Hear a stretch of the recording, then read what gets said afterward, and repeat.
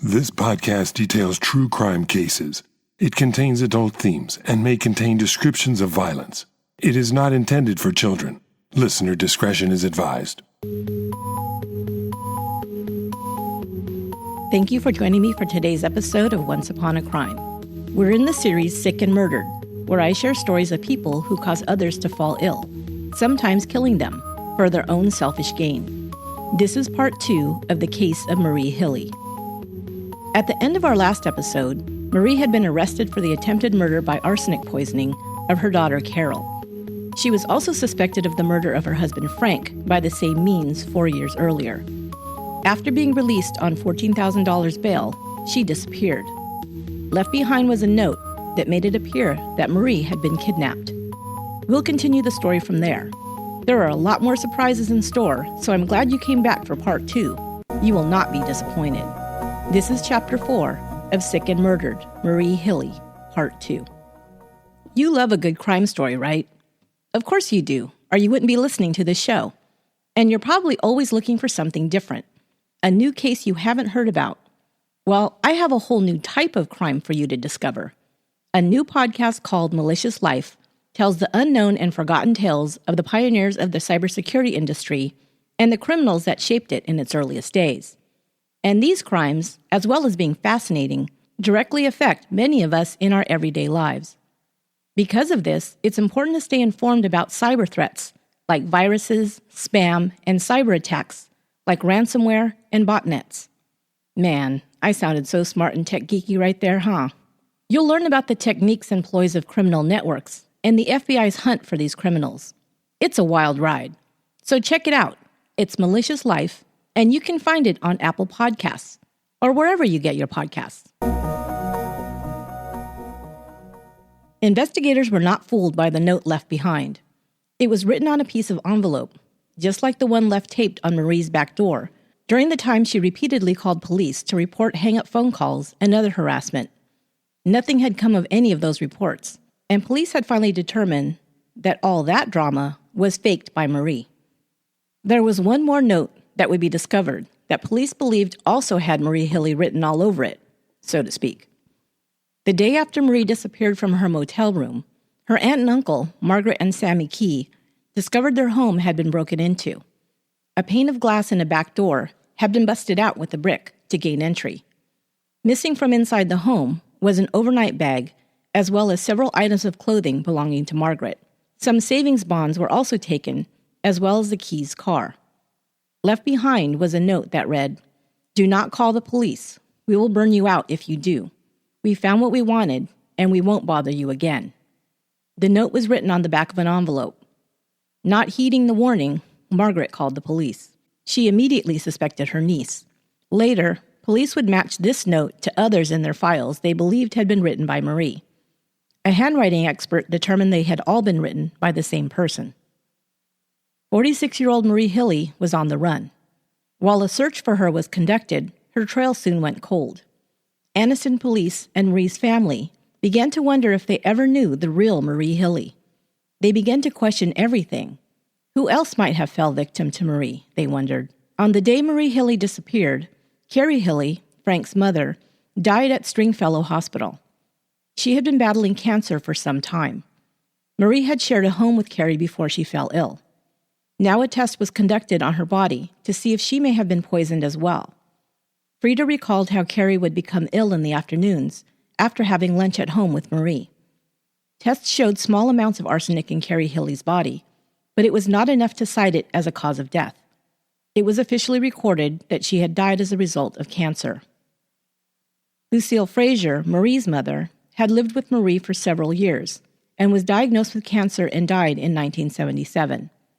They also performed tests on Lucille, but her death was also determined to be as a result of natural causes, although small traces of arsenic were found in her body.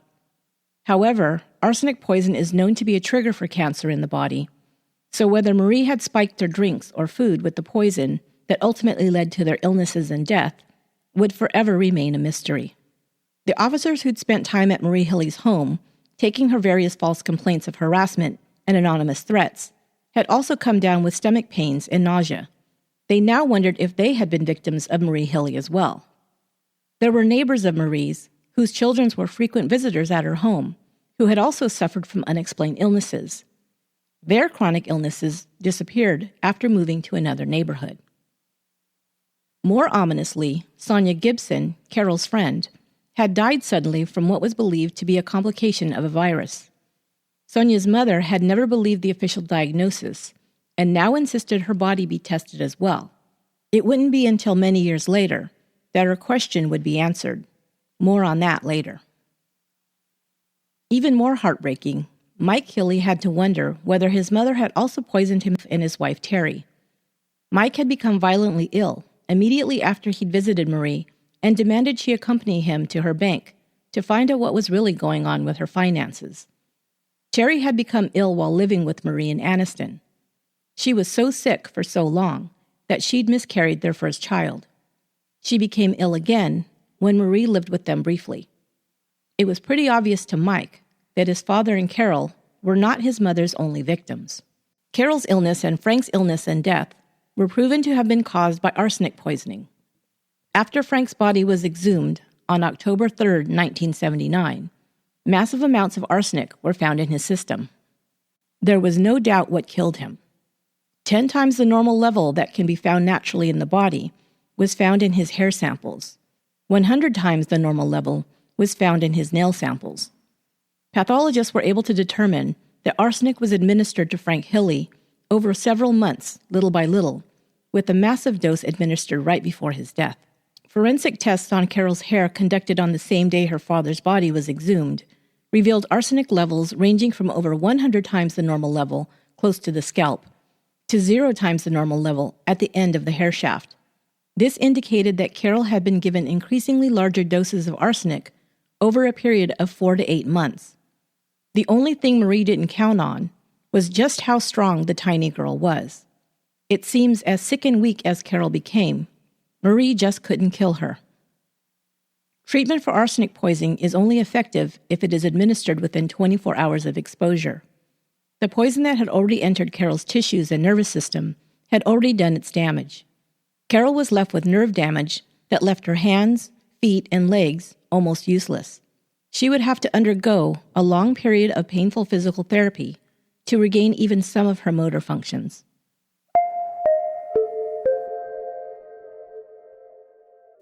Mike Hilly told investigators that there were a few places he could imagine his mother hiding. She might head toward San Francisco, where Calvin Robertson lived.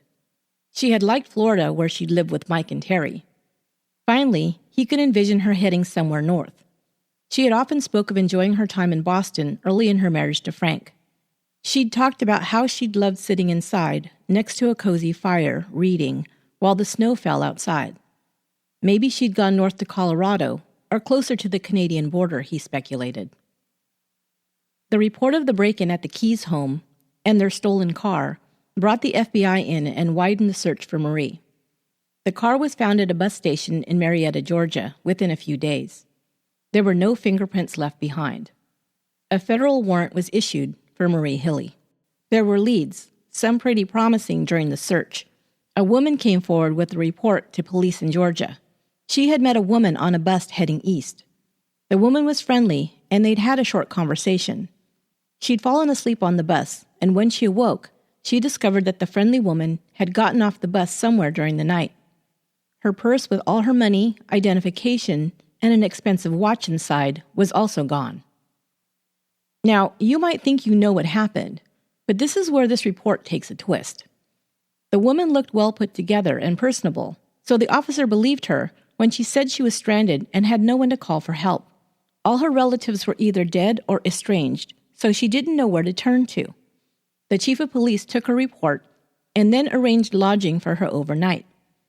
As this was a small town full of friendly, helpful people, the chief even arranged for a collection to be taken up among the town's merchants. The money was given to her, and she then took a bus and left town. From a photo, the chief identified the stranded woman as Audrey Marie Hilly. The bus was headed to Savannah, Georgia. Agents found that someone matching Marie's description had registered at a hotel in Savannah. She'd stayed for a few days before leaving with a man. That was the last trace they could find of her. People who go underground and change their appearance are often found on the details of their habits. While their appearance, hair color, dress, weight can all change, personality and habits tend to stay constant. The FBI believed that wherever Marie was, there were a few things that might identify her. One was her need to always be perfectly turned out. Her clothes might not be as expensive while on the run, but they would be stylish, and she would continue to take great care with her hair and makeup. She would most likely be in the company of a man who would help her. She'd always been able to charm men, and now on the run, she would need a rescuer. They believed she would take a job where she could use her clerical skills. She had always been a faithful churchgoer and might continue to attend services wherever she was living. She was a big reader and would probably still purchase books or visit libraries to check out items. Flyers with Marie's picture were plastered in every post office as one of the FBI's most wanted. They distributed them to libraries, beauty parlors, and every police and sheriff's office in the South and along the eastern seaboard. The search continued to widen as a jail cellmate told authorities that Marie had told her she'd head to California if she was released on bail. One other story would take the search into Texas. Marie had repeated a tale to several people that she had a twin sister named Mandy, who was given away at birth to relatives in Texas. While untrue, the lead had to be checked out. Who knew what Marie was thinking or what she actually believed at this point? There was no trace of Marie in Texas, but her story foreshadowed another bizarre twist to the story later on. But once again, I'm getting ahead of myself. Even with Marie gone, the case against her continued. On January 11, 1980, 2 months after she'd fled, the grand jury indicted her for the first-degree murder of Frank Hilly. Mike and Terry had moved their family to Tennessee. They had been uneasy, thinking that Marie might show up someday, and they feared for the safety of their baby son. Mike had been asked to identify the purse and belongings left behind by his mother at the motel room she'd disappeared from. He was struck by seeing several photographs of his son Matthew. They kept close watch on him and felt somewhat relieved once they'd moved to another state, where Mike planned to continue his education. Over a year after Marie jumped bail, Mike and Terry added another child to their family. Their house was located off a quiet country road. One night, they heard the baby cry out from his crib. Mike got up to check on him and glanced out of the window. There he saw the figure of a woman on the dark porch. She seemed to be trying to pry the screen off the window to the baby's nursery. Near her were 2 men standing out by the road, next to a white car. Mike alerted Terry to get the baby while he dialed the police. Terry was able to see the figure move away from the window and towards the front door. She told Mike the woman resembled his mother. A spotlight came on from a house across the road, throwing a beam of light toward the front of Mike and Terry's home. The woman and the 2 men quickly returned to the car and drove off. An FBI agent arrived the next morning to interview witnesses. He showed Marie Hilly's photo to the neighbor, who positively identified her as the woman he'd seen the previous evening.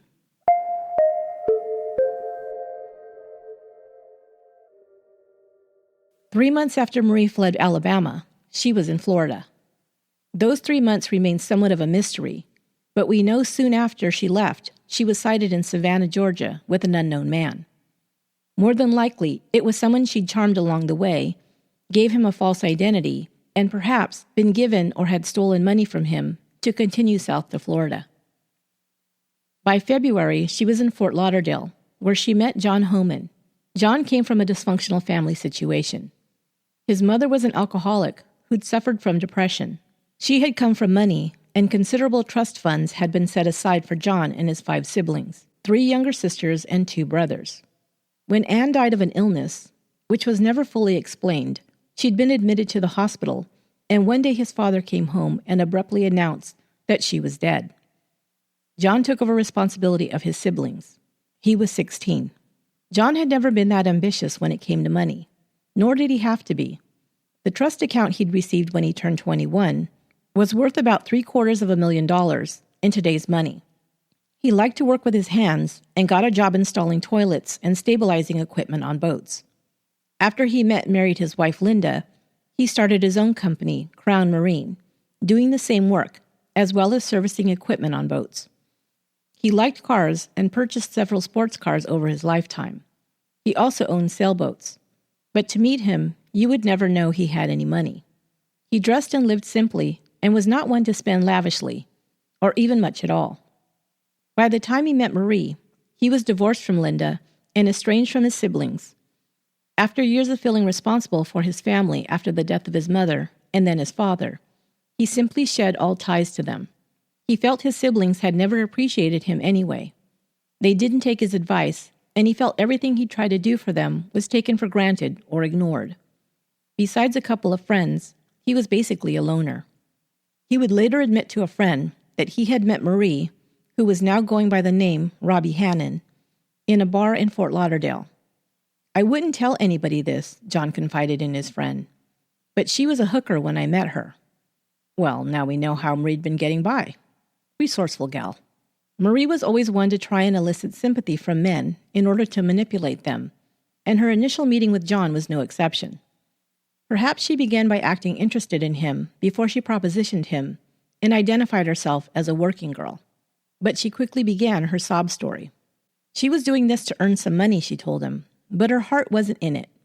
In fact, that night was the very first attempt to prostitute herself. She'd approached John to be her first customer. She had left everything behind in Texas and now found herself penniless in Florida. Here's where we see that Robbie can really spin a yarn. Oh, and by the way, she took the name Robbie from her cousin, Robbie McCullers, the girl who was such a polar opposite to the dainty Marie when they were little girls growing up on Blue Mountain. However, Marie changed the spelling, dropping the E from the end of her new name. Robbie told John she had been married at age 16 to a man named Joseph Hannon. Hannon had been a wealthy lawyer. They lived a privileged and happy life. They'd had 2 children, Joey and Carol. The nerve of her using her real daughter's name. But tragically, she and the children had been in a terrible auto accident. Robbie had been driving when a drunk driver hit them. Joey and Carol had been killed. She'd felt tremendously guilty after she'd survived while her children had perished. As a result, she had a nervous breakdown and experienced severe depression, attempting suicide more than once. 2 years after the auto accident, her husband Joseph suffered a heart attack and died. Unable to live with the grief and the memories in Texas, she had left behind everything to start a new life. She had taken nothing with her because she wanted to rebuild her life without ties to the past. Eventually, she said, she would go back and reclaim her inheritance and face the memories, but right now she needed time and space. John Holman could immediately relate to this lost soul. He himself had cut off ties with his past. He also had wealth, but like Robbie, it had not made him a happy man or fixed his problems. He bought into her story, hook, line, and sinker. There was one other detail that made John strongly attracted to her. She was a damsel in distress. John had tried to help his mother, but she'd been unhappy and died young. He tried to help his siblings, who viewed him as bossy and meddling. But finally, here was a woman who needed him and was tremendously grateful for his help. As people in Marie's past had observed, she had an uncanny ability to read people and appeal to their most fervent need or wish. She then transformed herself into the person they most needed at that moment. In this way, she was able to exert a strong hold over her prey. Now, John was caught in her web. Soon after Robbie and John met, most likely immediately, they began living together. By that spring, John and Robbie were living in an expensive modern apartment in the Isle of Venice neighborhood in Fort Lauderdale. Robbie got a job at an accounting firm in West Palm Beach. John's brother Peter took a vacation to Florida and stopped in to see his brother.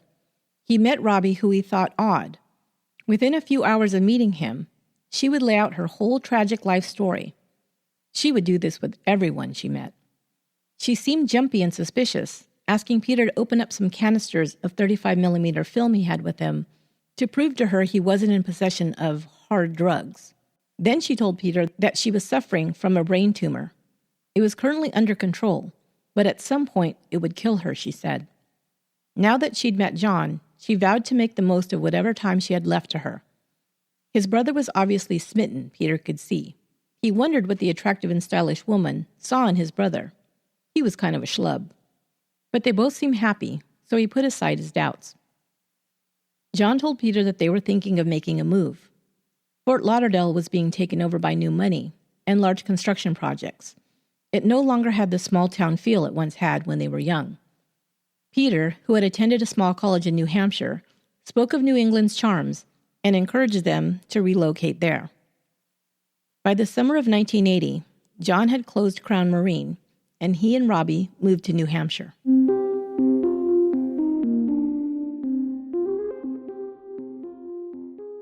John and Robbie ended up in the small town of Marlow, New Hampshire. They rented a small house at the end of a country road. The closest town to seek employment in was Keene, 20 miles away. Robbie registered at an employment service in Keene. She used the name Robbie Holman, John's last name, even though they were not married. She handed them a resume that outlined a fabricated version of her life story. "I was born on March 25, 1945, in Buffalo, New York," it stated. She had shaved 12 years off of her actual age. She'd always passed for a decade younger, so it wasn't a hard sell. The family had moved to Tyler, Texas when she was an infant. She graduated from Sacred Heart Catholic School in 1963. She worked as a secretary for a construction firm until August 1978. The business had closed due to the recession. Her new birth date, March 25th, was her mother Lucille's birthday. Her uncle Louis had lived in Tyler, Texas, as a young man. Robbie was hired at a company in Keene called Central Screw as a customer service clerk. John soon found a job as a machinist. They would drive down into Keene each morning in John's Ford pickup. Robbie did not have a license.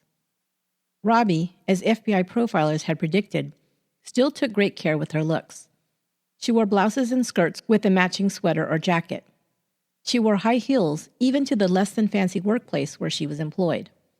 Her co-workers would remark that her makeup was applied perfectly, and she never had a hair out of place. Soon after getting to know the other employees, she shared with them the story of her life. They were intrigued by her and hung on to her every word. Like I said, she could spin a yarn. Now she added additional details. Like she'd done before, she liked to talk about how she was neglected by her parents. This time she said she'd only lived the first few years with them, and then she'd been sent to be raised by grandparents in Tyler, Texas. Again, she liked to add details of living a wealthy and privileged life. Her grandfather had been a wealthy and respected citizen in town. Her grandparents were loving but strict. She was punished harshly at times, including being hit with a hickory switch.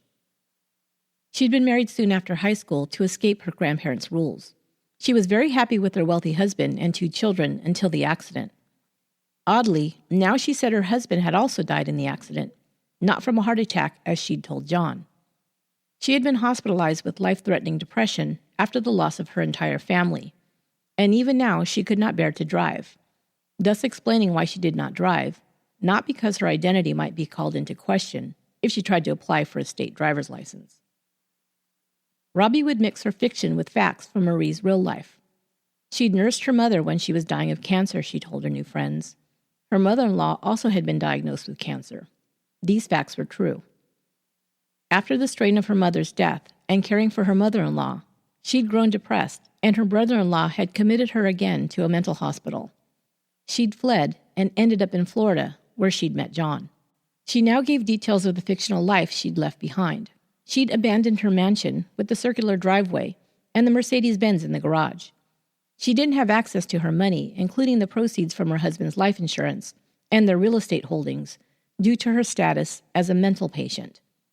Even her clothing and possessions were held up due to this complication, which I'm pretty sure makes no legal sense, but I'm no lawyer. She alluded to legal proceedings that were in the works that would eventually release her inheritance. She always liked to pretend to be a wealthy person who had no access to her money for reasons beyond her control. But in New Hampshire, Robbie and John lived modestly in their small rented cottage. John drove an old pickup truck, and they didn't even have furniture. John's brother Peter gave him a few things to furnish the cabin that he had sitting in storage. Robbie/Marie always had the need to let people know that she came from money and had money coming to her. Now she told her co-workers that she and John were looking at a property to purchase. It was a beautiful old Victorian house that sat on an 18-acre farm. It was for sale for $110,000, or over $300,000 in today's dollars. Of course, she had the money coming from her inheritance, so it was no problem. It was obvious to everyone that John was extremely happy with Robbie. He doted on her and treated her like a queen. Robbie had come to Marlowe using the name Robbie Holman, and in May of 1981, she and John made it official. They flew to Fort Lauderdale to be married. John had a longtime friend named Manfred Kirkhow, who he asked to stand up for him as his best man. Only Manfred and his wife Kathy were present at the nuptials. John didn't invite any of his family, or even inform them of the marriage. John stayed in Fort Lauderdale to have an injured knee looked at by a doctor he'd seen in the past. Robbie had to return to New Hampshire to her job. Without John, she depended on his brother Peter for rides to work, and on his wife Shelley for a lift into town to buy groceries or run other errands. Peter was surprised to hear Robbie criticize his brother. She seemed angry with him and told Peter that he had only married her for her money. Peter hadn't sensed that at all, and they had seemed happy together before.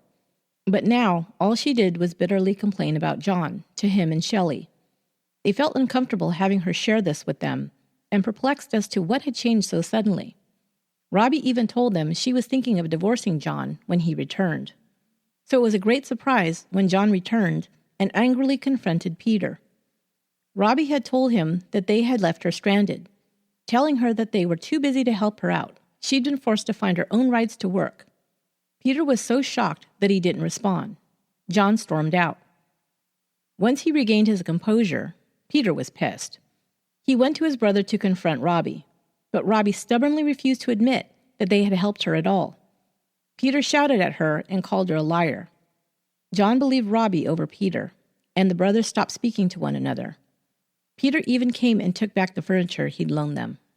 Why Robbie decided to concoct this lie is puzzling. Maybe she was just a pathological liar who needed to create drama around her, no matter what the cost. Or maybe she did it deliberately to estrange the brothers. Perhaps she felt Peter might find out about her deception and tell John. Whatever the reason, it was a dumb thing to do. It just created mistrust towards his sister-in-law and was a risky move on her part. John and Robbie had also spent time socially with one of his co-workers and his wife, Roger and Terry Williams.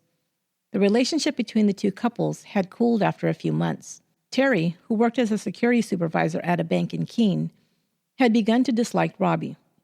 She constantly needed to be the center of attention, and the dramatic stories she told about her life seemed far-fetched to Terry.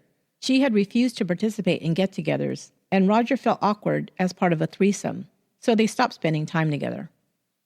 This was a pattern that played out frequently in Robbie's life.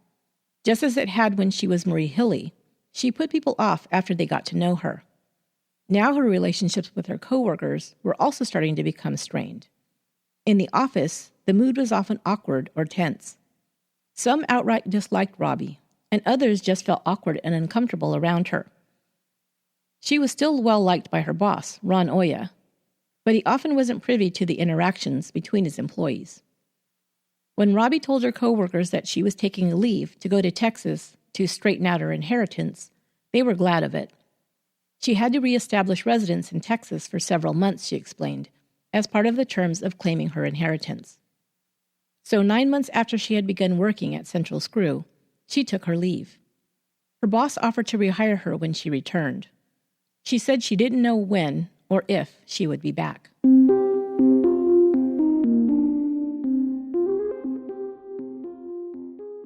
In the summer of 1981, a little over 2 years after Marie Hilly had fled Alabama, she turned up in Clear Lake City, 20 miles outside of Houston, Texas. She introduced herself to a woman named Judy Cox, one of her neighbors in her apartment complex. She told Judy that her name was Robbie Holman, and she was from New Hampshire.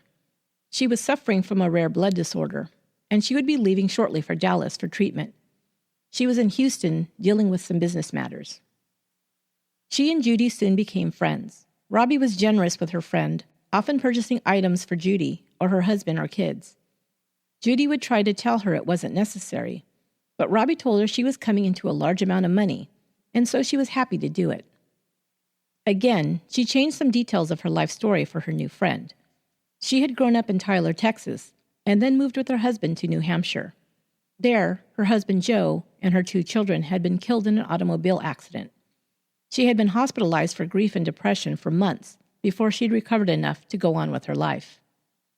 A few years later, she'd met and married a man named John Holman, who was a boat builder.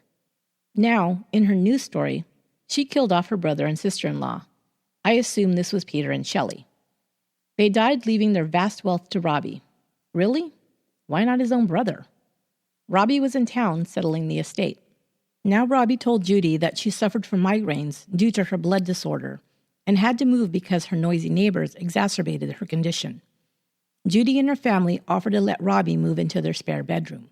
She accepted. While living with Judy and Gary Cox, Robbie laid out a plan wherein she offered to move them to Kentucky, where she and John were planning to relocate and start a boat building business. Judy had her own serious health problems, and the offer seemed like a dream come true. Gary would be partners with John, and the family would be set financially. Robbie was going home to New Hampshire, but she'd be back with John to visit at Thanksgiving, she said, and they would work out the plans to travel to Kentucky to scout sites for the business. Again, there was no real reason for Robbie to make false promises to her new friends.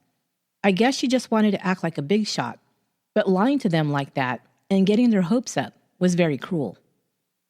One day, right before Robbie was set to return to New Hampshire, Judy found a piece of paper lying on the floor. It was a check stub from a payroll check dated a week earlier. The name and address was for a company in Houston. The check was made out to Robbie Holman. Robbie was working, not spending time at lawyers' offices like she told Judy. She had lied to her. Since she was soon leaving, Judy decided not to confront her. A few weeks after her departure, Judy received her phone bill. There was over $150 worth of calls made to New Hampshire. She knew Robbie had been calling home, but she was supposed to be reversing the charges. Now Judy, irritated, decided to call the company that's name was listed on the check stub she found. She found out Robbie had worked in the typing pool at the company. Robbie had told her the lawyer she was working with on her estate business was named Aaron Patterson. Aaron Patterson, it turns out, was actually the name of the typing pool supervisor.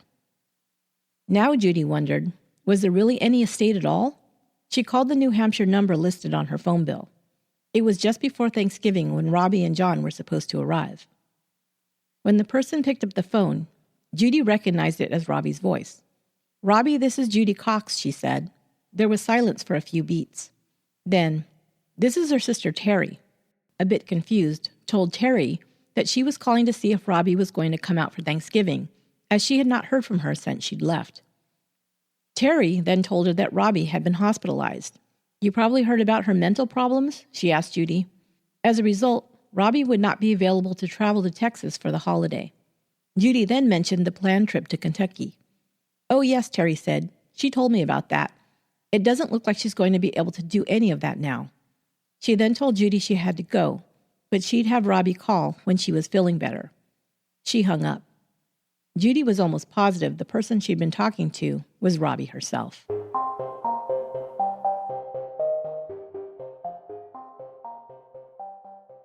Robbie returned to New Hampshire and John.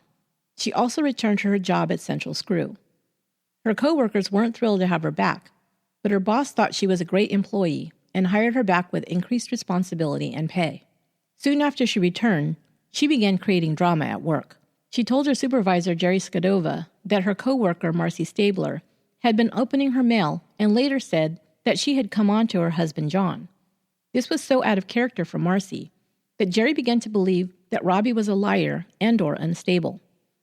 Where once he'd liked Robbie and even enjoyed her company, he now found her difficult and hard to get along with. Robbie did have one friend at Central Screw, the young woman she trained as her replacement before she left, Claudia Brooks. Claudia knew some of the other employees didn't like Robbie, but she considered her a mentor and a friend. They began spending time together at lunch. Claudia thought she was glamorous and was enthralled by her tales of wealth. The inheritance had run into some snags, and it was going to take a few more months to be settled, Robbie told her. In the meantime, she was only working to keep herself busy. She didn't need the money. She also told Claudia about her properties, including a ski lodge in Aspen and a beachfront home in Carmel, California. Her twin sister Terry enjoyed skiing, so they were going to keep the house in Colorado, but they planned to sell the house in Carmel when the estate was settled. She also shared her health problems with Claudia. Claudia knew that her friend suffered from migraine headaches and sometimes could not work. This was as a result of a rare blood disease, she told her. She'd seen specialists, but they told her there was no cure. Sometimes the migraines caused her to have memory problems, perhaps using this as a way to explain away the inconsistencies in the stories she told. Sometimes she blacked out.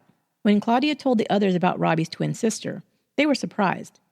They'd never heard her mentioned by Robbie before, but Robbie would later explain this. Her disease caused her to blank out whole areas of her life. She'd blanked out her twin sister for a time. "Can you believe that?" she asked Claudia, weeping. Over the next few months, Robbie was increasingly ill with migraine headaches. She explained that her blood disease was progressing, and she was absent many times from work, either going home ill or to doctor's appointments. She also spent a lot of time on the phone with her sister Terry. She'd lock herself in an office that employees were allowed to use to make phone calls.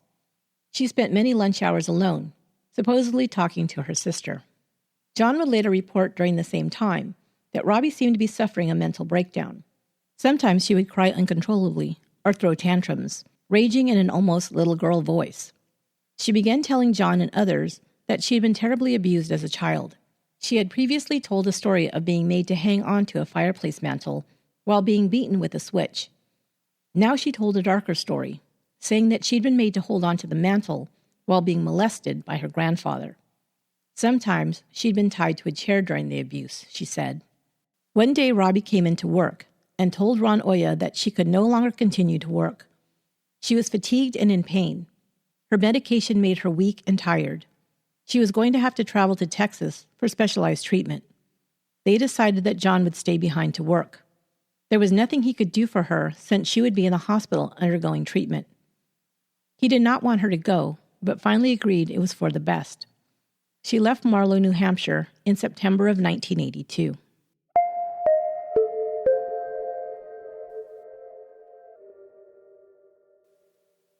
Marie would later say that she did go to Texas, but only spent a couple of days in Dallas before flying to Florida.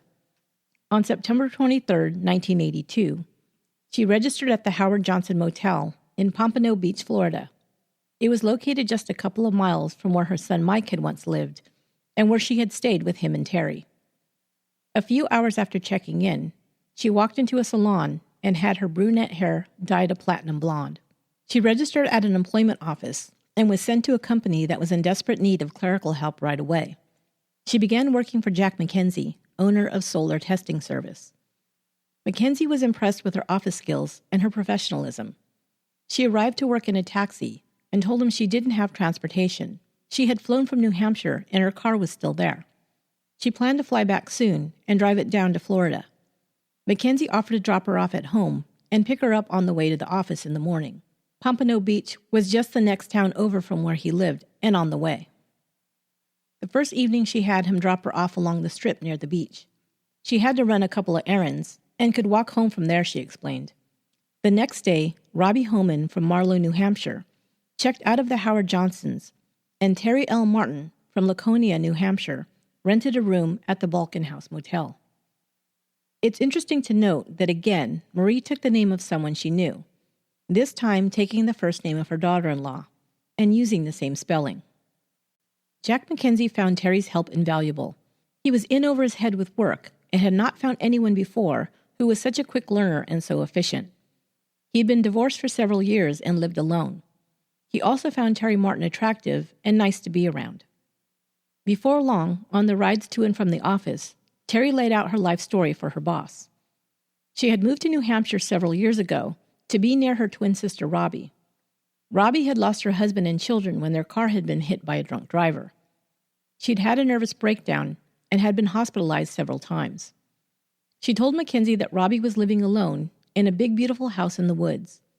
She had help who came in each day to prepare meals and clean the house. Terry spent her lunch hours supposedly on the phone with her sister, reversing the charges so that her boss didn't get the bill.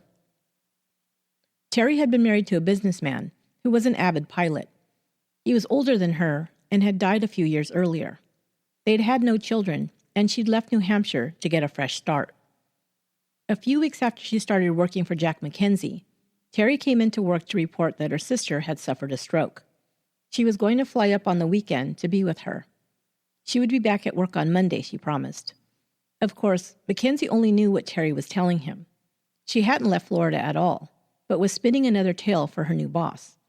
She continued to say that she was flying up to see her sister over several weekends, and then back to Florida. Even while she was talking of returning to New Hampshire to live with Robbie and take care of her, she told her boss that she was looking at a property to purchase. It belonged to the owners of the motel, where she had previously rented a room. The house was a 2-bedroom, 2-bath home located on Lighthouse Point. The owner, Peter Christoph, took her out to see it. It needed work, but the location alone would make it pricey. He had hardly begun the tour when Terry made up her mind to purchase it. It would be perfect to bring her sister to live with her. She talked about all the work she would do to the house, how she would position the furniture, etc. throughout the tour. She was very excited. Christoph told her the asking price was $200,000, and she said that was reasonable.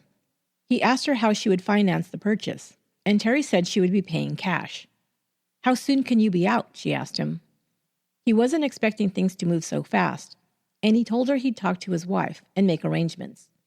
She promised to call him in a day or two to finalize their agreement. He never heard from her again.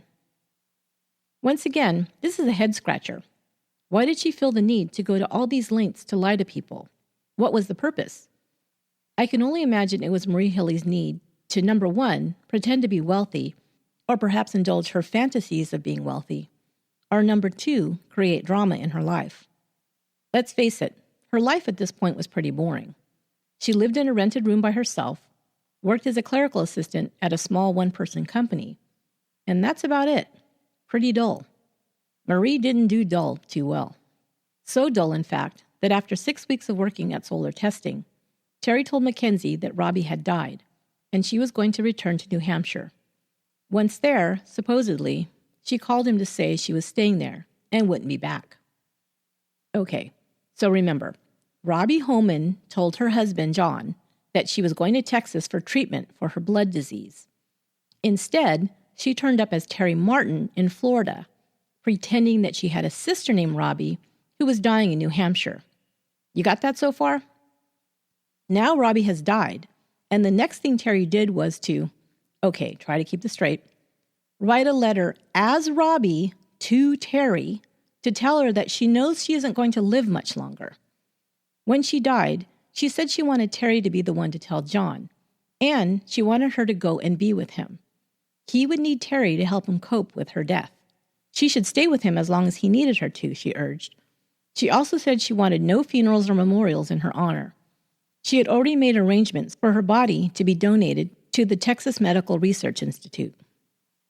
Finally, she wrote, "I want you and John to go someplace and have a lavish dinner, even a party.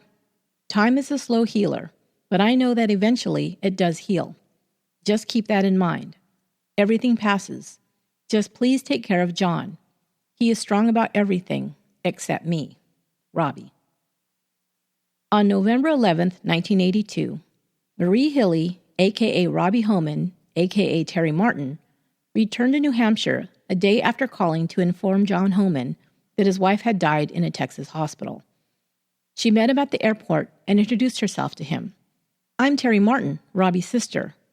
She had bleached blonde hair and was much thinner than Robbie when she had left.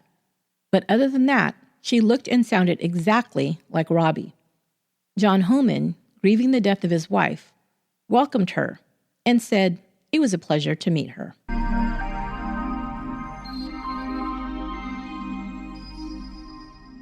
Okay, I know what you're thinking. What the hell? Or some other more colorful term. How did she have the cojones to return, pretend to be dead, and also pretend to be her own twin sister? Well, she did. Just deal with the crazy, okay? I ain't making this crap up. They were identical twin sisters, remember? So of course they looked like one another. But there was something different about Terry. While Robbie/Marie was attractive, she was petite and seemed prettier up close. She was classy and more subtle in her looks and charm. Terry, on the other hand, was a brassy blonde. Everything about her seemed more dramatic. Her movements were bigger, her speech was more blunt and assertive. She was more of a head-turner than Robbie was. People noticed her from a distance. She called much more attention to herself with her style and personality. John was instantly fooled and believed this was Robbie's sister. The first thing Terry did was to close the chapter on Robbie Holman. The day after arriving in Marlow, she had John drive her to the local newspaper office, the Keene Sentinel, to place Robbie's obituary.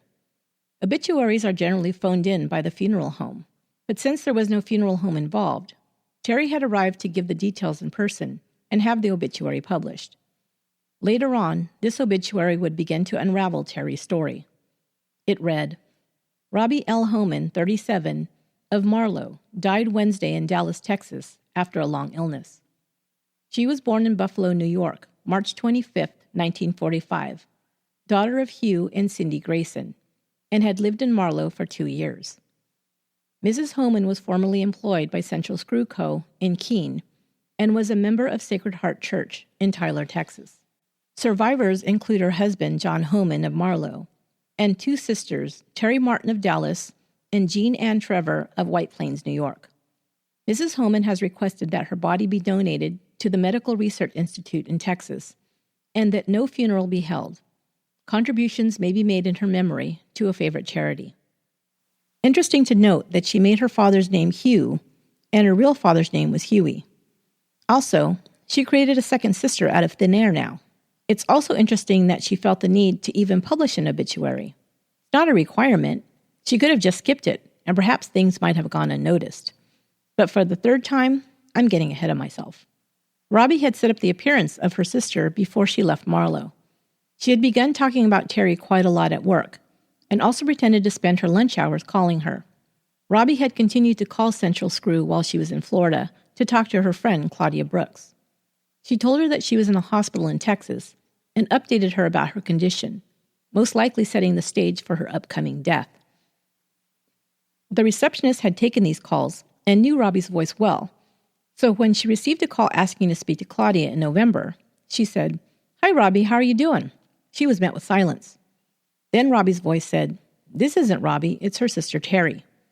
The receptionist was embarrassed at the mistake and forwarded the call to Claudia. She'd been informed it was Terry Martin, Robbie's sister, when she picked up the phone, but was still confused by the incredible similarity the caller's voice had to Robbie's. Terry then informed Claudia that Robbie had died. Claudia was devastated. She then informed Ron Oya, her boss, and the rest of Robbie's co-workers. They did not have to wait long to meet Terry Martin. Later that day, John Holman arrived with the blonde woman to Central Screw's office. Sandy Peace was the first to see her. She wondered why Robbie had dyed her hair such a brassy blonde color. John Holman asked to speak with Ron Oya, Robbie's old boss.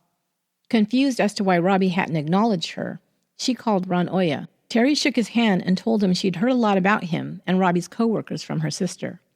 She wanted to come by to remember Robbie to her good friends, especially Claudia Brooks. Claudia was called out of her office to say hello. When she looked at Terry, she blanched as if she had just seen a ghost. Other employees were just returning from lunch, and more than one said, "Hi, Robbie," as they passed through the lobby. "You must get that a lot," Ron commented to her. She said yes, she did. Even some of her own family had mistaken them for each other as they were growing up. In the back of the office, some of the employees gathered to discuss the bizarre scene in the lobby. Sandy Peace watched it all unfold from a distance, after first observing the blonde arrive. "What's going on?" she asked the others incredulously. "That's Terry, Robbie's twin sister," they explained. Sandy couldn't take it anymore. "Bullshit," she spat out. "That's Robbie."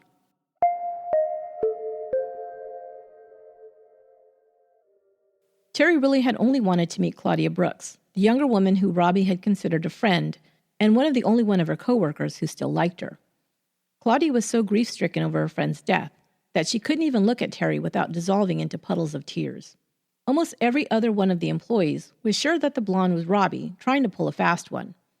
The only thing that threw them off was that her own husband, John, seemed to be genuinely grieving, and it was obvious he believed Terry was Robbie's twin. Could they be mistaken, they thought? Also, what was the point of lying and going to all the trouble to stage her own death, only to return as a fake twin sister? They were baffled by Robbie's bizarre behavior. John and Terry made a stop at the general store in Marlow.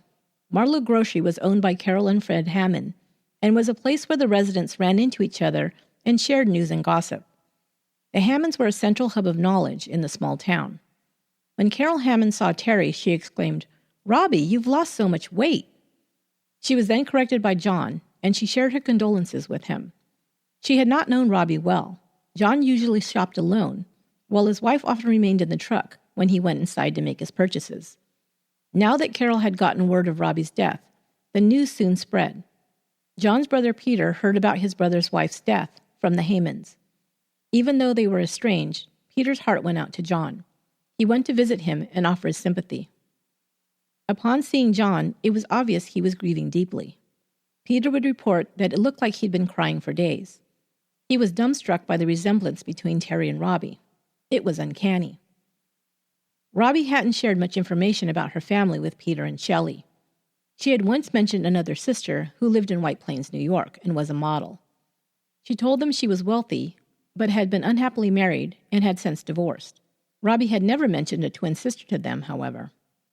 Terry continued to make the rounds to meet everyone that Robbie had known during her short time in Marlowe. Most initially mistook her for Robbie, and she had to correct people everywhere she went. People noticed some differences between Robbie and Terry, besides the hair color and weight. Terry was much more outgoing than Robbie, and was a chain smoker. John seemed to become comfortable with Terry right away. Being around her eased the pain of his loss. Terry decided to stay in Marlowe for the time being. She decided to look for a job. When she registered at the employment office, she told them she had worked at an auto specialty business in Fort Lauderdale. It's puzzling why she just didn't give them the name of the business she actually worked for there, Solar Testing Service.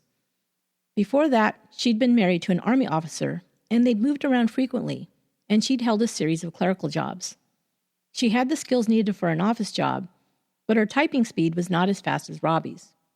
She was offered a position at Book Press, a company located across the state line, in Brattleboro, Vermont. She would temporarily serve as the executive secretary to the vice president in charge of sales. John and Terry's routine followed the one he'd had with Robbie. They would often drive into town for breakfast at Friendly's restaurant, and then Terry would take the bus to work. Sometimes he'd drop her off at the newsstand, where she'd pick up a paperback book to read, just as Robbie had done. In the evenings, John picked her up from the bus stop on his way home from work, and they drove back to the small house in Marlowe. Terry had taken over Robbie's role seamlessly.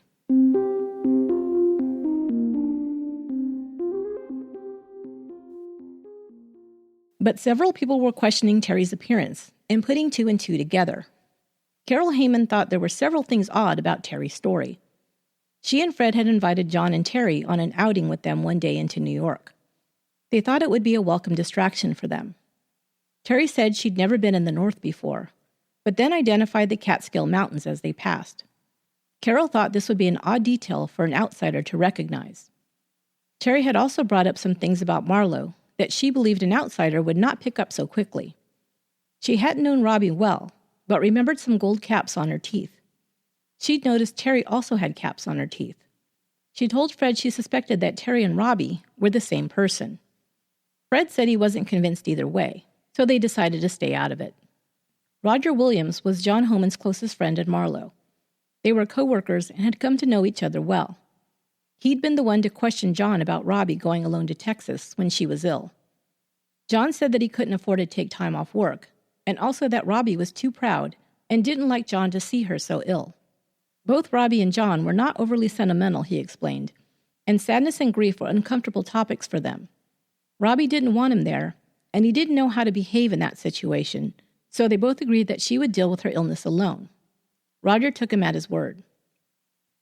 Roger's wife, Terry Williams, didn't like Robbie. She thought she was a phony from the jump. She was also a security officer at the bank and didn't entertain nonsense.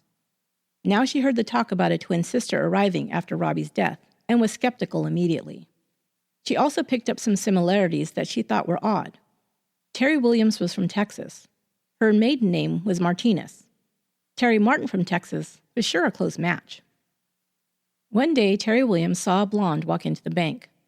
This had to be the Terry Martin, she thought. She met for a few minutes with an employee in charge of credit accounts. After she left, Terry asked the employee about the woman. She told her that she was Robbie Holman's sister. Robbie had opened a Visa account at the bank, and her sister Terry wanted to close it and apply for a Visa card of her own. The credit manager explained that she would need to bring in a death certificate for her sister, and the bank would pass her outstanding debts into an estate account, and the balance would be taken care of by the bank's insurance.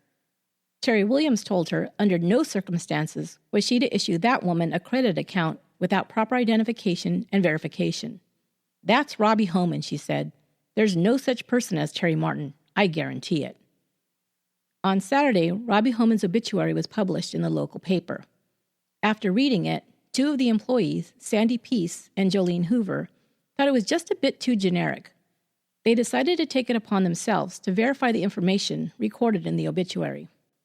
The first thing that struck Jolene, who worked in personnel, was the name. Robbie was not her first name. Her employee record showed Robbie's full name as Lindsay R. Holman. Why would the obituary identify her as Robbie L. Holman? They decided to make some calls and see if they could verify the other details listed. Peter Holman was also skeptical. He noticed some differences between the two, but also some similarities. Terry enjoyed the outdoors more than Robbie had. She wanted to try cross-country skiing, while Robbie had been irritated with John for giving her skis as a gift one Christmas. Both Terry and Robbie liked to read. Terry watched more television and smoked more heavily. Neither Terry nor Robbie drank much. John had confided to his brother that when Terry first arrived, he'd slept on the floor in the living room of the one-bedroom house. But after a few weeks, the relationship had become close, and they now shared a bed. John now seemed happier, and Peter was glad that his brother had company who was helping him through his loss.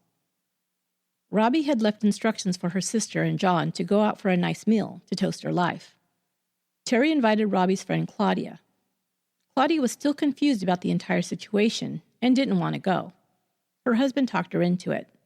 "Maybe you'll be able to tell the difference between the two, and it will put the matter to rest," he offered. So she went. What she observed did settle her doubts, but in the other direction. Robbie, she knew, didn't drink.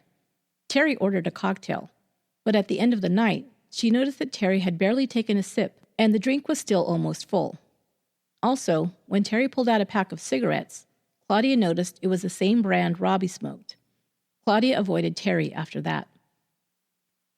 Now Robbie's former co-workers were on a mission to discover the truth about Terry. Sandy called Dallas Information to see if she could find a phone listing for Terry Martin. She found two. Neither had ever heard of Robbie. Jolene had a friend in Dallas who she asked to find Medical Research Institute, where Robbie's body had supposedly been donated for research. There was no such place in existence. Sandy called a newspaper reporter and relayed the story Robbie often told about the accident that had killed her husband and children in or near Tyler, Texas. The reporter was intrigued and did some digging. He called her back and told her that he could not find any record of an accident like that. As well, there was no Sacred Heart Church in Tyler. Finally, and most importantly, there was no record of a Robbie Holman dying November 10th or any time that month in Texas. Now they knew that the person walking around town as Terry Martin was in actuality Robbie Holman. But what was she trying to pull? They weren't sure what their next step should be. But someone else was sick of the con game or whatever it was. Bob White was the owner of the newsstand where Robbie, and now Terry, had often bought books. Bob was a no-nonsense kind of guy. When he saw the obituary in the paper, he told his wife that it was a lot of baloney. He'd just seen her in town. One day Bob saw Claudia. He knew her to be good friends with Robbie. He decided to approach her. "What's this shit about Robbie Holman?" he asked. "She comes into my store every day. She's waiting for a bus to go to Brattleboro. I know it's Robbie." Claudia was tired of this question. She didn't want to be involved. But Bob wouldn't let her wriggle out of it. "Is it Robbie or not?" "I don't know if it is. I'm so confused. I don't know if I'm coming or going," she admitted to Bob. That clinched it for him. If her own best friend didn't believe it, then he knew he was right. Soon after, Bob Hardy, a detective with the Keene Police Department, stopped into the newsstand. He told the detective about his suspicions. "Something funny's going on," he said, "and I'm not the only one who thinks so." Detective Hardy decided to look into it. He first called the Bureau of Records and Statistics in Austin, the Texas state capital, to request a search for any record of Robbie Holman's death. He also went to the newspaper and got a copy of the obituary to try and verify the details. All his phone calls returned no record at all of Robbie Holman in Texas. It seemed to him that whoever she was had gone through a lot of trouble to try and change her identity, and he suspected she might be someone on the run from the law. He decided to bring in more help and called the New Hampshire State Police. Barry Hunter was assigned to the case. He began to do his own digging. Looking into the family listed in the obituary, he found no listing for Jean Ann Trevor, Robbie's sister, in White Plains, New York. He checked the state motor vehicle records and also the New York Bureau of Records to find a listing of twins born to Hugh and Cindy Grayson in 1945. Over a week of checking out all the details Terry Martin had written in the obituary, none had been able to be confirmed. He also ran a routine fugitive check. He thought he found something that matched. There was a woman wanted on federal drug charges. Her name was Terry Lynn Clifton, but used many aliases, including Melissa Martin. That seemed to closely match the Terry Martin alias. The fugitive was described as a white female. Her date of birth was February 25, 1947. Terry had listed her birth date as March 25, 1945, also a close match. Clifton was 5'3" and weighed 115 pounds, another close match to Terry Martin. The FBI were called in, as this was their fugitive. On January 12, 1983, along with a detective from the Brattleboro Police Department, they decided to show up at Book Press, Terry Martin's place of employment, to ask some questions. When she exited work that day, they approached her. One of them showed her his FBI credentials and then pointed out the two state troopers. She did not react. "We have reason to believe you are not who you claim to be," the agent said. He asked her if she would accompany them to the Brattleboro Police Department. She complied. Once settled into an interview room at the station, State Trooper Barry Hunter began. "We understand that Terry Martin isn't your name." She seemed resigned, but calm, not emotional. "Can you tell us your real name?" he then asked. "Audrey Marie Hilly," she answered. Hunter was confused. He was expecting to hear Terry Lynn Clifton or one of her other aliases. He'd never heard of Audrey Marie Hilly. He then asked for her date of birth, which she provided as June 4, 1933.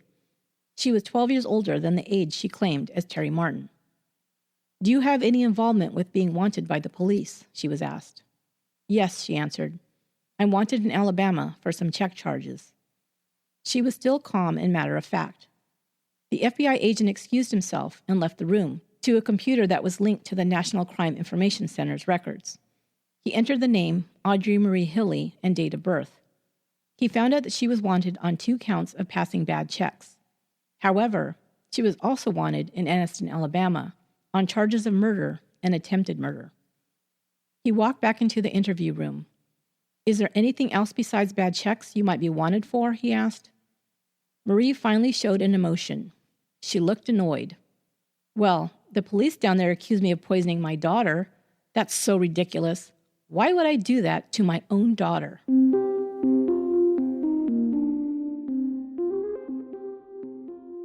Marie Hilly was placed under arrest as a fugitive and read her rights. She said she didn't need a lawyer. She was willing to talk without one. She answered all questions in a matter-of-fact way. She was wanted in Anniston, Alabama, and had been a fugitive for 3 years. Terry Martin and Robbie Holman were aliases. She had planned the Terry Martin alias for 8 months, since May 1982, when she considered leaving John. He was a good husband, but she just needed to get away.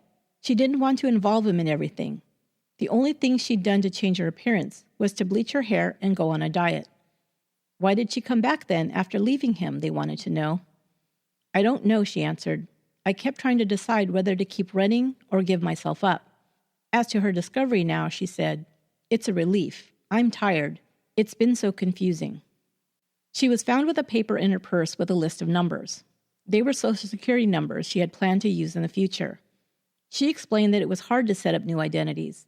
There were Social Security accounts, bank accounts, taxes. It was all so much work. She was afraid she'd be found out in New Hampshire, so she'd killed off Robbie Holman and fled to Florida. But she thought the story of her death relayed by her twin would keep John from trying to find her. He was easy to fool, and he accepted Terry so readily, she decided to remain in New Hampshire for a while under her new identity. She would figure out who to be and where to go later. And what was John Holman's reaction to finding out that Terry Martin was really Robbie Holman, who was really Marie Hilly, who was wanted for murder and attempted murder of her husband and daughter? He told her he wasn't going anywhere. He'd be there for her and would make sure she got the best defense possible. Now, that's loyalty, or gullibility, or stupidity. To tell you the truth, I don't know what to call it. He would tell reporters, "We had 3 wonderful years together. She's the best thing that ever happened to me." As for the charges against her, he said, "I honestly believe she didn't do it." Gary Carroll was contacted at the Anniston Police Department. Marie Hilly had been found and was being returned to Alabama. Carroll was informed that her mother was in custody. She had undergone years of physical therapy and had made good progress. Normal movement had been restored to her arms and legs, although the bottoms of her feet would always remain ultrasensitive, and sometimes smaller muscle movements, like in her fingers, were difficult. She was now 23 years old and still tiny, only weighing between 90 and 95 pounds. She decided to visit Marie in the city jail. She was still confused about her mother. She still loved her. She was her mother, and she had some good memories of her childhood. But she had to reconcile that with the woman who was accused of trying to kill her. It would always be a struggle for Carroll. But for now, she still seemed to need her mother's love. Marie began to write loving letters to Carroll, telling her she was always so special to her, and because of that, perhaps, she held on too tightly to her as she became a teen. She never mentioned the accusations about Frank's murder or the harm she'd caused Carroll. Carroll said she couldn't visit her until after the trial, but continued to write her letters. At the same time, she found the strength to cooperate with prosecutors for the upcoming trial. A psychiatric examination of Marie Hilly was ordered while she was awaiting trial. While it was determined that she understood the charges against her and could aid in her own defense, it was also reported that she was suffering from deep psychological issues. It outlined the unhappiness in her marriage to Frank Hilly early on, and when she found out she was pregnant with their second child, Carroll, she felt trapped. She resented her daughter's existence, and later, when she needed money, decided she was expendable. But she wasn't insane in the legal definition, so that defense wouldn't fly. Most people who knew Marie Hilly didn't think she would agree to an insanity defense anyway. How many times had family members and friends urged her to seek mental help? She always refused, saying there was nothing wrong with her.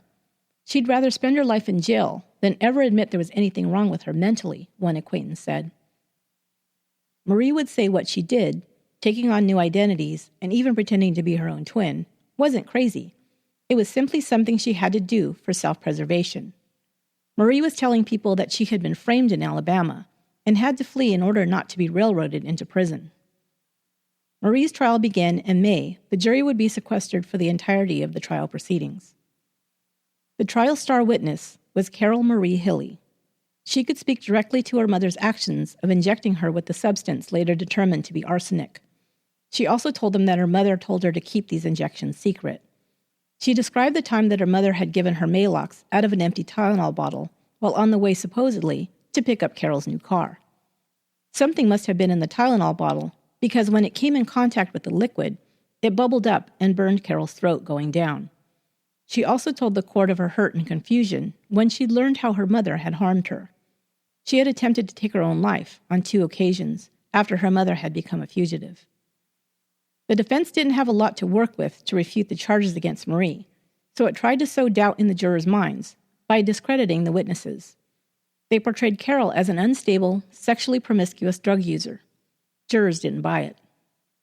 Frida Adcock, Frank's sister, was also a good witness for the prosecution. She shared Frank's comment to her about Marie giving him injections right before his death. Mike, unlike Carol, had long been convinced of his mother's guilt. He painted the picture for the jury of the heartbreaking scene of finding his father dead in his hospital room while his mother stood passively by. He believed both he and his wife had been poisoned by Marie, with Terry miscarrying their first child as a result. He told of his suspicions while his sister Carol was in the hospital, and of finally convincing her to tell him how she'd been given injections by his mother. He was a powerful witness. Things were not looking good for Marie.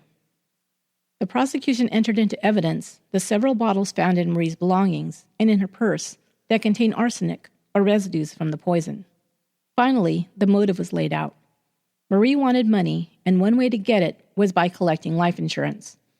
A representative from Liberty Life Insurance Company testified that Marie had taken out 2 policies in the summer of 1978, 8 months before Carol became ill. Marie had trouble keeping up the payments. When one check bounced, she delivered a check in person to the company to reinstate the policy. The check included 4 months' extension on Carol's policy. But that check had also been returned by the bank because the account had been closed. A third and final check arrived from Marie to cover the bad check. The account manager at the insurance company hadn't even bothered to try and cash it. Marie's policy was terminated. All of this was taking place during the time that Carol was deathly ill and in the hospital. The prosecution's case was simple. Marie Hilly was greedy and wanted to collect a $25,000 life insurance policy on her daughter. She'd gotten away with it once before when she'd poisoned her husband to death, and that had led to a large payout. She also resented Carol and was willing to kill her own daughter for her own selfish gain. The defense tried to make a case that Carol had poisoned herself with drugs or that Frida had framed Marie to revenge the death of her brother. Neither of those arguments made much sense, and they didn't explain Frank Hilly's death by arsenic poisoning. The jury only deliberated for 3 hours before coming back with its verdict. Audrey Marie Hilly was found guilty of murder in the first degree and guilty of attempted murder, and they called for her sentence to be life in prison. Later, a jury member would say they only had to take 1 vote to reach their unanimous decision. At sentencing, the judge confirmed the life term on the murder charge and imposed the maximum sentence of 20 years on the attempted murder charge. Before being led away, Marie Hilly simply said, "I still maintain my innocence."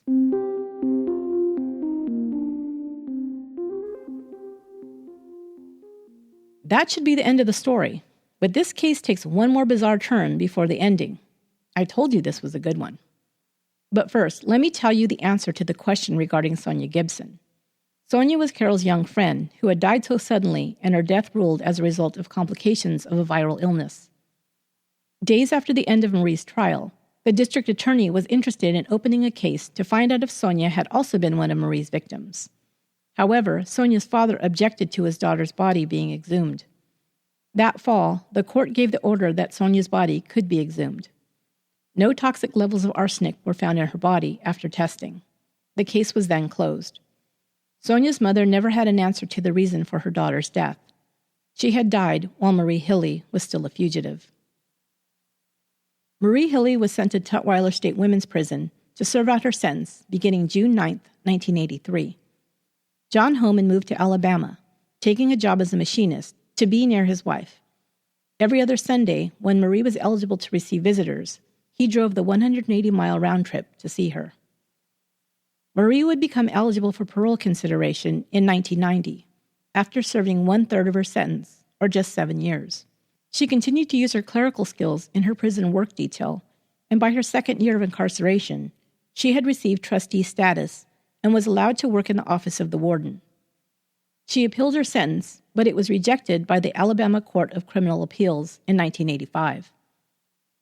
There had been rumors that Marie was planning an escape, but when questioned by the warden, she was able to convince him that she was being set up by other inmates who were jealous of her special status.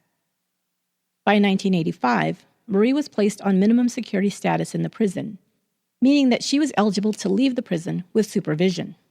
She went on outings with groups of prisoners outside of the prison gates, accompanied by guards. A year later, she applied for upgraded status that would allow her to leave the prison for 8 hours unsupervised. She was approved. By January of 1987, she had 4 successful 8-hour leaves behind her without incident. She wrote to the warden, "Again, I thank you for my passes. I will never take advantage nor abuse any privileges you give me." The next level status was granted to her the following month. She was now given 3-day furloughs off of prison grounds without an escort. Her first 3-day furlough began on February 19, 1987. John came to pick her up at the prison for the drive into Anniston. She called Anniston's sheriff to check in when she arrived Thursday night, as was required. She did not call her son or daughter or any other family or acquaintances. She and John spent their time in the hotel where John lived, only going out after dark for walks. She was due back at the prison on Sunday by 4 p.m. Sunday morning, she told John she wanted to go alone to the cemetery to visit her parents' graves. They were going to meet at a nearby restaurant for breakfast at 10 a.m. They both left the hotel around 9 that morning. Later, a distressed John called the sheriff. He asked him to come to his hotel room. When he arrived, he showed him a note written by Marie. He'd found it underneath his pillow after Marie had failed to show up at the restaurant. "Dear John," it read, "I hope you will be able to forgive me. I'm getting ready to leave. It will be the best for everybody. We'll be together again. Please give me an hour to get out of town. Destroy this note." It continued on, saying that a friend named Walter was picking her up and driving her to Atlanta. From there, they would catch a flight to Canada. After she got settled, she would contact him, she promised. They could then begin their life together again. A search for Marie Hilly was begun, but once again, she had vanished. Police officers were positioned around the homes of Mike and Carol Hilly in case she should show up, and also for their safety. The following Thursday afternoon, a woman who lived on Post Oak Road in the Blue Mountain section of North Anniston saw a person on the back porch of her neighbor's house. It was a female, and she appeared to be trying to break in. She was on her knees gripping the door handle. She drove to the home of another neighbor, and they called the Anniston police. They drove back to the house to await the police, and saw the woman slumped over on the porch. There was a drizzling rain at the time, and the woman was soaked through. She was dirty and disheveled, and her skin was a blotchy pink and purple color. Her clothes were inappropriate for the cold weather and the freezing rain they'd been having the last few days. She was wearing slacks, a thin zip-up jacket, and boat shoes. Her clothes were splattered with mud. They asked the woman her name, and she said it was Sellers. Her car had broken down, she said. She had walked part of the way and then crawled the rest and made it to the porch where they'd found her. Her speech was slurred. An officer arrived and at first thought the woman was drunk or suffering the effects of a diabetic coma. Her face was also mud-streaked, and one of her pinky fingers was twisted in an unnatural manner. She looked like a character from a horror movie who tried to claw her way to safety. Ironically, both of the women who talked to the woman on the porch knew Audrey Marie Hilly. One of them had attended high school with her, and both had followed her case in the newspapers. Neither one of them recognized her as the wretch they had found on the porch. The filthy and disheveled vagabond they'd found did not at all resemble the smart and stylish woman they knew Marie to be. Marie Hilly was rushed to the hospital by ambulance. She was suffering from hypothermia. She must have spent the 4 days and nights since she'd fled out in the elements. It had been cold and rainy for several days, and the temperature at night was close to freezing. Being exposed to the cold for so long, her body had been unable to retain the heat it needed to survive. She suffered a heart attack in the ambulance. At 5:30 p.m., she was pronounced dead. She was 53 years old. The coroner would conclude that she'd been in the woods for 24 to 36 hours before she was found. It appeared that she had walked along the abandoned railroad tracks to Blue Mountain. There were large bruises and scratches on her knees and legs. At some point, she had fallen to her knees and crawled the rest of the way.